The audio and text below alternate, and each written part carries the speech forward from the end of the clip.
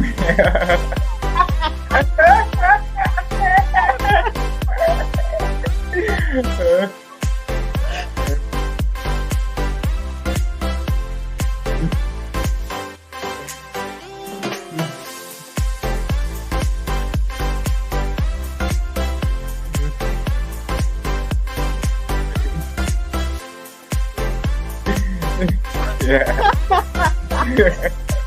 Oh, wow, beautiful morning. Yeah. All right. Hello, everyone. Welcome to Susan Omondi Live. My name is Tim Baraka, and I'll be your moderator for today. And we have, of course, a special guest of today, Susan Omondi.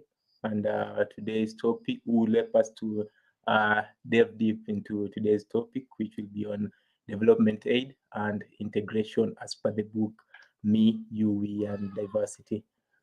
Welcome, Susan, to the live. Of course, before we begin, I'd like to first get to a question that one of our viewers asked in our previous interview. And the question was from one Carlos Vosta, who would like to know about the creative process of our author, Susan Omondi. Maybe we can take a few minutes of time to kindly answer that before we begin our today's topic. Susan? Thank you so much, Timothy. I'm so thrilled to be here once again with you. And good morning, everyone watching. Let us know where you're watching from and let us know whether you have questions or input. We are so happy that you are here. Yeah, that's a great question. Carlos asked that after the last time. Where we had technical problems, but you know the way we deal with it is very important. Now, the creative process. Actually, the issue is the hint or the secret. If you want to write something, a book, then use your own stories. So it makes it very easy for you to come to the flow. If you use your own stories, you stick to the truth. There's nothing that will tamper your creativity. Now, of course, yes, you need creativity has to meet discipline, right? And if you really, really love something, then you'll find the creative part of you and then you'll use it. And what I did now, I mentioned creativity has to meet discipline. I had my story, I outlined everything, and then I told to myself, I'll wake up every morning, as long as others are still sleeping, as early as 5 or 4, and write each chapter a day, right? Wow. Not to be perfect, but just writing it, putting it down. And each chapter of my book has 5 pages. Each chapter has 5 pages, and that was also very intentional. So it makes it easy for me to think of my stories. Which one am I putting here for this message? And at the end, I take my time to check how they link in or they connect. But that really helped me. Creativity has to meet discipline. Thank you very much for expanding on that, Susan. Thank you very much. Actually, you have also, I think you have also answered the question for some prospective authors who usually ask a question of where do I start? I want to write a book. I'm interested, but they don't know how to start. They think maybe if you are supposed to write a book, then you just start writing the book today, and maybe by the end of the week, you should already be done with the book. So actually, this actually gives a hint to some of the prospective authors. Thank you very much on that. You're welcome. Thanks for the question. Okay. I hope that answered your question, Carlos, who is also with us today. Okay, let's get to today's topic of the day. First question of today is what inspired you to write the book, the topic of development aid with integration? What is the story behind that? Yes. That's also a very great question. And Timothy, as I'm answering, I have to check the technical thing. I have my device, my mobile phone on, and I can see three messages, but I cannot read them. Maybe you can check on your side whether you can see them. Okay, okay. All right. So that's a very good question. What inspired me to write about the impact of development aid and true integration? Well, Mm-hmm. development aid, I hope you all know what that means, you know. And for me, it's a very sad picture, this site, because when I came here, first I thought it's something good. But then I saw that people are using sad pictures of young people from Africa or Asia to collect money, you know. Mm-hmm. So, you know, that kind of child, really thin and flies coming on the face, those are the Yeah. pictures I used to see so that people can collect money. I understand the part of it, but because you need pity, you need such pictures to let people commit themselves to something. Mm-hmm. But what they forget is it has an impact, at least on both sides. On the side of Africans who now think we are beggars forever, we have to be saved, we have to be helped, we cannot create anything on ourselves. And on the other side, the Germans, the Swiss, or the Europeans, or the West, they'll think we are kind of we are the saviors. You know, without Yeah. our help, they cannot make it, and it creates this kind of toxic dependency. And I see what it does with people. I did it on small scale, you know, like when I came here, I thought I am the savior. I'm going to help my family. You know, it's a very, very bad kind of thinking. It's actually arrogant. And if we continue like this, we are not creating this eye level. We are really creating, you know, this Mm-hmm. we will remain inferior and the Mm-hmm. others will remain superior, and there's no really coming together. And it really touched me so much. And then I realized that through integration, people now think everyone who comes here, whether they come for study or because of refugees, whatever, everyone who comes here want to are now pests or kind of parasites. They just want to take part of the cake, but they don't want to contribute. And that's wrong. It does something with the notion with how people think about Africa. So it's really time to change the narrative. It's really, really time to change the narrative. Thank you. Yeah, that's actually well put. Thank you for that, Susan. And maybe can you define what true integration is, and how it relates to development aid and diversity? As per you, as an author of a diversity book, can you define that one for us, please? Yes, yes. Also, a very good question. True Mhm, integration as itself means mhm, that we are part of something together. We, mhm, locals, non-locals, foreigners, not non-foreigners, we are just part of something together. And it's a process. When you come in, you do your homework, and the others mhm, also do their homework, and you meet kind of to make something great together. So mhm, integration, true integration will mean you are part of something, and you are mhm, allowed, you are included, you know, mhm, you design together. And it's mhm, not something that will happen immediately. It's a process. So true mhm, integration will mean you meet on eye level and you mhm, ask yourself, what kind of community do you want to build? What kind of roads, what kind of world would we like to leave behind for our yeah. kids Mhm, and for the kids of our kids? So mhm, for me, true integration is really coming together and including each other in designing good things, good projects, good mhm, programs for the country mhm, where you live in or internationally.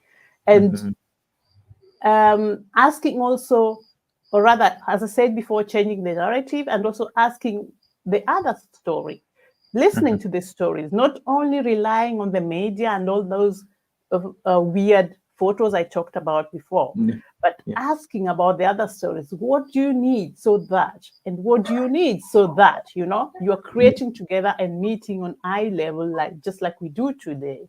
yeah, And how it relates to diversity and development aid, we are all diverse, and that's something beautiful. We can use it as an asset. And it's not like a culture is a more inferior or superior than the other, but we would love to use diversity as an asset. So when it comes to development aid, I would say that we all have to reflect where we contribute to.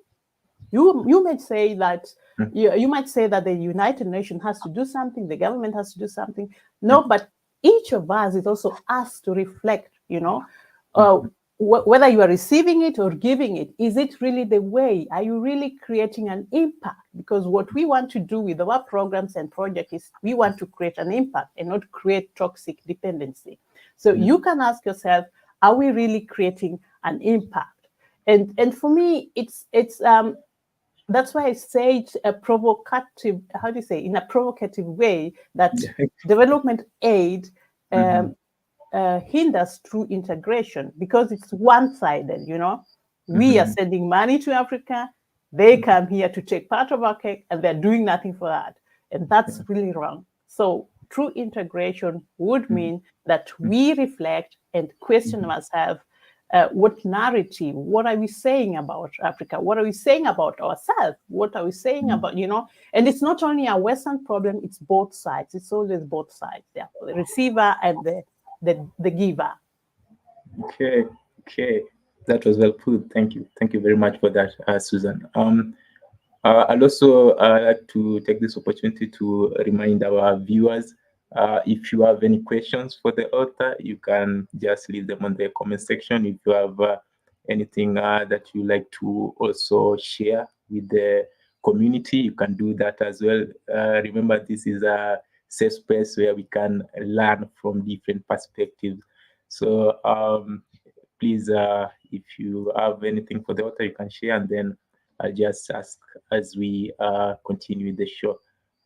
Thank you for that. And so as we move on, Susan, maybe how do you think that development aid programs can better address the needs of diverse communities to promote genuine integration? Yes, that's another very brilliant question, dear Tim. And we only learn when asked question, when we reflect. We reflect. That's a difficult one.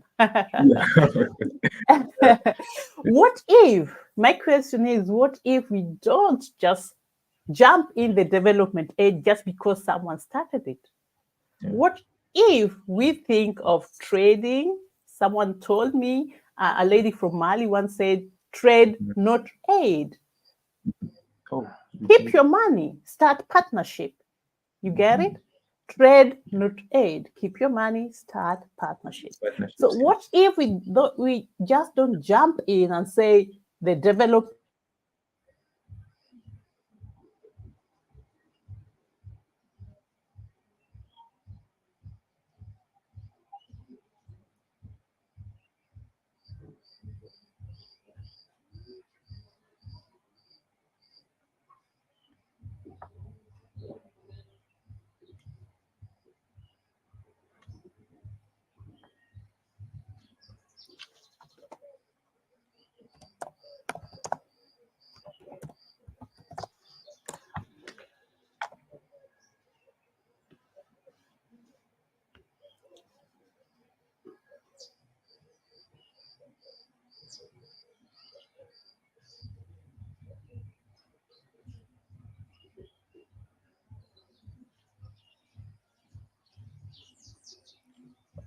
Sorry about that, dear community. It seems that we have a little bit of a technical hitch on our side. Sorry, we are addressing that, and Susan will rejoin us shortly. I'd like to take this opportunity as we work on that to remind you, if you haven't gotten a copy of this beautiful book, Me, We, You, and Diversity, you can do so on Amazon, and it can be shipped anywhere in the world for you at your doorstep. Or if you are here locally in Kenya, you can get it at Nuria Bookstore. They also do online. You can also purchase it online, and they also do home deliveries. Of course, at a very very cheap rate. You can also get this book now at Kibanga bookstore.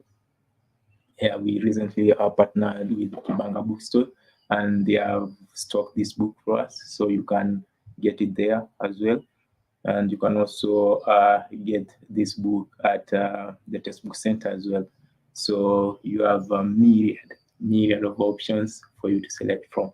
So kindly get a copy of this magnificent book. Get a copy for your loved ones as well, and be part of this conversation on diversity. Right. Um, so I'll also try and go through your questions. Oh, Susan is back.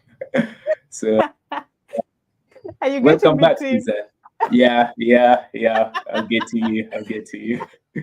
Yeah, It's crazy. That's a really yeah, good example of the thoughts of like people here or of mine. I have to accept that sometimes I have these yeah, the thoughts of mine that internet is a problem in Kenya and not in Germany. And as you can see, for the second time, it's me.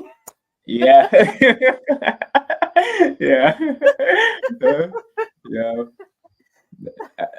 Actually, Oh, we should reevaluate that whether is it Kenyan or German that's a third world country now. yeah, but now for the second time we are online, it's Yeah, me. So I mean, it's such things help us reflect and actually yeah, ask, question mhm, how we mhm. think about others. Yeah, that's true. That's true. Yeah. Now, Yeah. can I finish answering this, or you started something already when I was not there? No, actually, you can finish. You can finish with answering the question, and then maybe you can see if you have questions from our viewers, and then we can move on with the topic. Yeah. Great idea, Timothy. Yes. Okay. So I was thinking of I was telling you that leave Mm-hmm. alone the development aid program this time alone, or even categorizing countries like developing world and the underdeveloped whatever, because with that you always put people in a situation where they will remain inferior forever. But Yeah. now take your Mm-hmm. mind somewhere else and say, how can we partner? How can we do the partnership? And of course, with fair payment.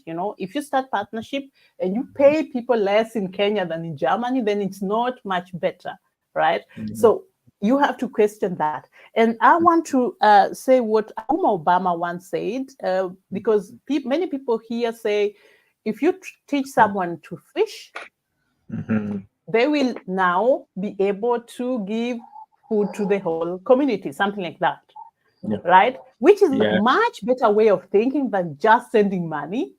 Yeah. And Obama once said, "What if they don't like fish?" That's really magical. What if they Yeah. don't like fish? So this helps us to create things together, to check what is the goal, what would we love to uplift in a community.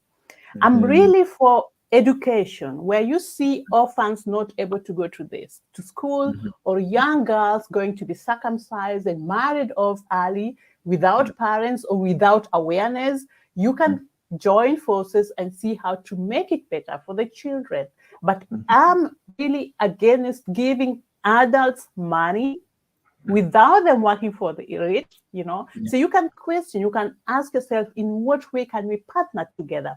And it Yeah. doesn't matter which country you help, you can as well help in Germany or in Kenya or in Switzerland, wherever you are. And that's very important to note, that you can trade, you Mm-hmm. trade and do Mm-hmm. not aid. It's a shift, Yeah. it's a mind Yeah. shift. Yeah. Yeah. Thank you very much for that, Susan. Actually, partnerships give let's say the third world countries a chance for them actually to take part in development and actually grow, actually, and it helps people meet, like you say, eye to eye, in matters diversity, So yeah, actually, I think that's a very good recommendation. Thank you very much for that, Susan. Thank you very much You're for that. welcome. Thanks for the great question. Yeah. So I'm trying to see whether we have maybe questions from our viewers. Are you on YouTube or Facebook? Because on YouTube I could see, but I can't access it. I don't know why. I could see comments, Oh but I cannot access them. no, okay, no problem. Let me switch to YouTube as well. I was on Facebook, but let me switch to YouTube now, so that we don't miss any comment from the viewers. Okay. Yes, yes. So as team is still checking that, I'm for just questioning one's assumption about other countries, other cultures, Mm-hmm, and mm-hmm, then new ways to come together, mm-hmm. to together. Okay. Um, so I see we still don't have questions from the viewers. We can You can just proceed with the topic. It's okay. Thank you so much for Then checking that. okay. Now maybe to the next question.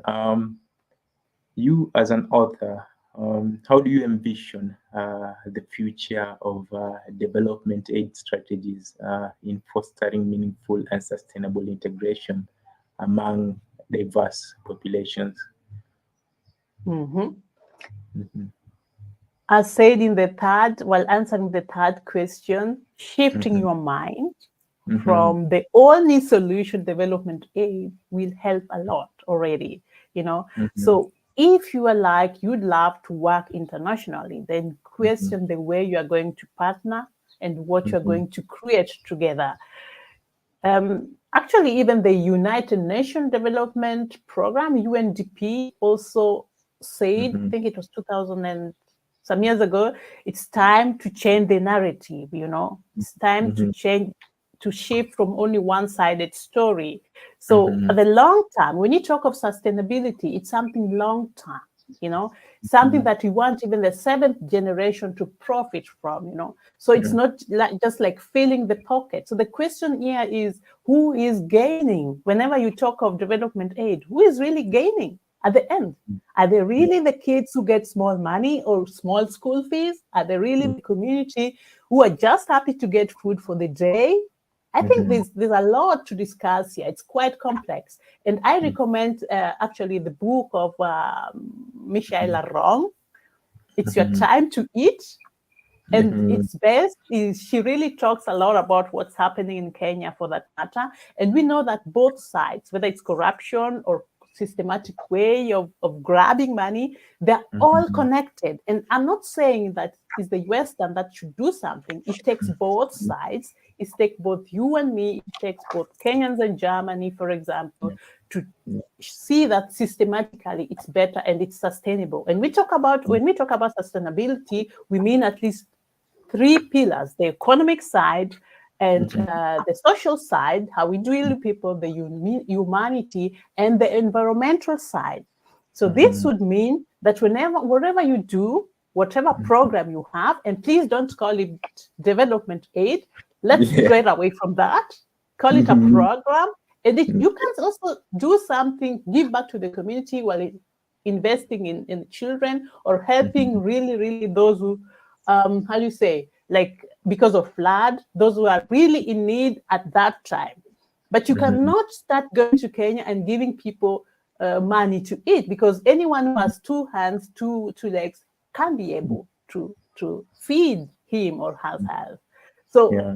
going back to the topic of sustainability, just check that at least these three pillars are connected and integrated well, so that your Mhm, programs, your projects are really for the next generation and the generation after. yeah. So question your why.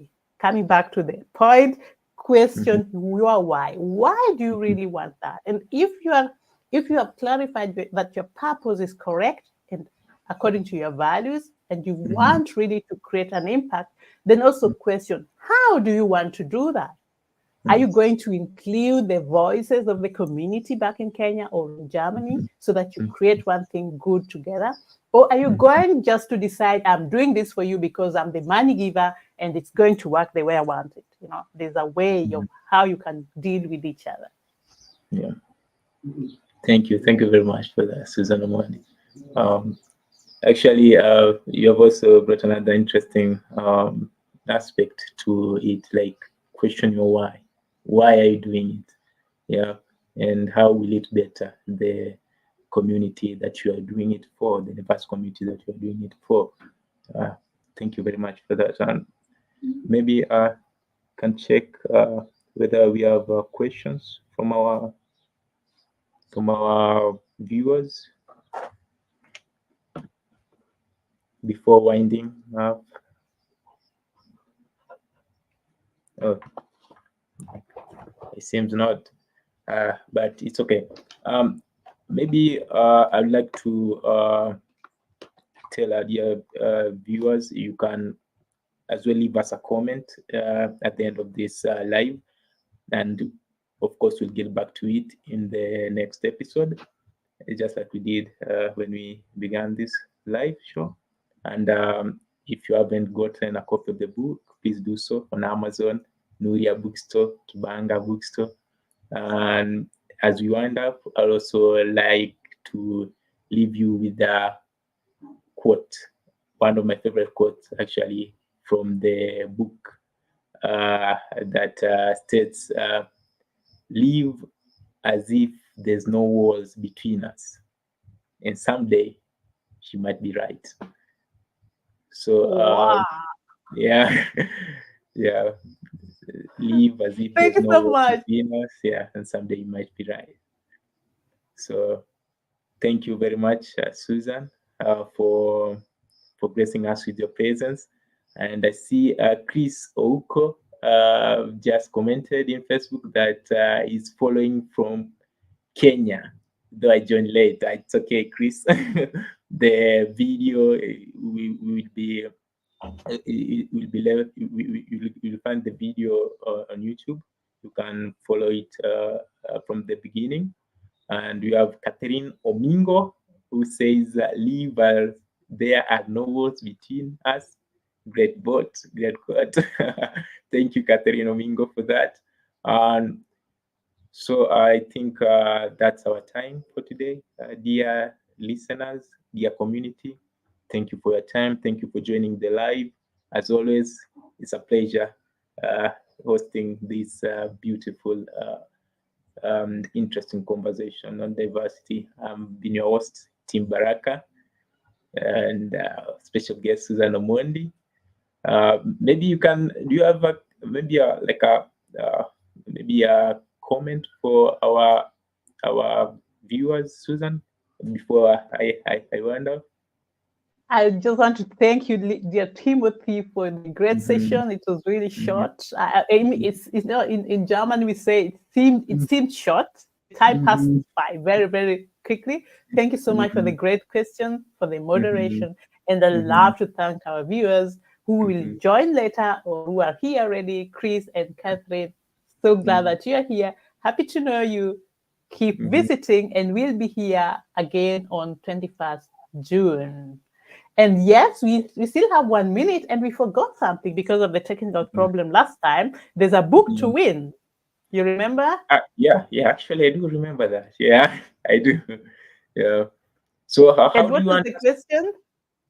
um how do you want us to go about that? Do you want us to like pose a question for the Yes, we viewers pose a or? question, and the one who Mhm, gets the answers, the first one who mhm, writes the correct answer, will mhm. win. Okay, okay, no problem.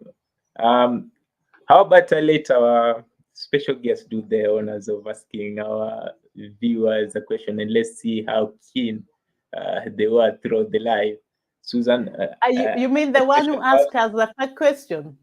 No, I would love for you to ask our viewers a question of your choosing, and let's see who gets Who it right, wins? who wins the book. Yeah. All right. How many? I'll say something easy, right? Yeah. How many pages are in the book? Okay. How many Drums roll. pages? Drums rolling. Yeah. I think I Just think we should guess. Just guess. I, I think we should add a sound for that drum for the drum rolls. Yeah. Oh, yeah, that's true. Let me see To if create a I don't think suspense. I have such a music. Yeah. So the question from our guest is how many books are there in the how many pages are there in the book? Colin Oh, got it. yeah. I think you have an answer. I think you have an answer, guys. So Colin, thanks for playing. Please, mhm. Timothy. Oh, so I think is it the correct answer, Susan? Yes. Yes. So, okay, we have 320 pages in the book Me, We, You, and Diversity, and Okumu Collins is our winner for today's. Um, Maybe Okumu, you can send us your address so that we can see how we ship the book to you. Thank you very much for that. Actually, he has been very keen to the live, it seems. So thank you for that, Okumu. And for the rest of the viewers, remember you can always win maybe a copy of this book if you join us in our live next time. So catch you on the next one. Don't forget to join in, share your perspective as well, and ask questions to our diversity maven, Susan Omondi. Let's learn from each other. And of course, don't forget to embrace our differences. Those are what makes us unique, and that's where we draw strength from as well. So thank you very much for joining. Thank you for your time. Thank you, Susan. And see you guys in the next one. Bye bye. Bye bye. See you.